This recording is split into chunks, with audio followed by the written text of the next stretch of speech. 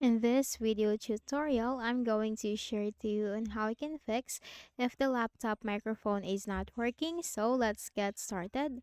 Click on the start button and here you have to click on the settings icon. Now if you cannot open settings through the start button, just go ahead in the Windows search bar and type settings. Click on it and the same window will appear from here.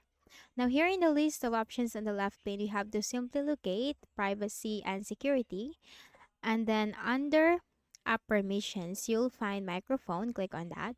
Make sure microphone access is enabled. Again, make sure microphone access is enabled. For let apps access your microphone, make sure the button is enabled too. So here, for the applications that needs to access your microphone, you just need to simply locate that from here and switch the button on, especially for Microsoft Teams, WhatsApp, or any other applications that needs to access your microphone. Just need to simply switch the button on from here. Now once done, close this.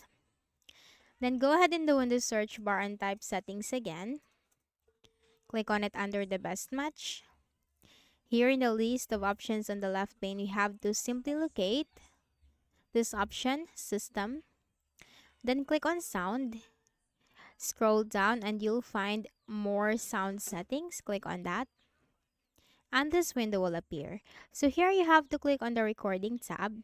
Make sure that you have chosen the right microphone. So once you have chosen the right microphone, click on that and click on set as default. You need to make sure this is set as the default device. Now once done, click on properties and then here click on the levels tab. Make sure this is not muted from here. Okay, make sure this is not muted from here. You can simply increase this to the desired volume and click on apply, click on OK, and then click on OK, and then click on close this, and you just have to reconnect your microphone or you have to check if the problem has been fixed. So that's it.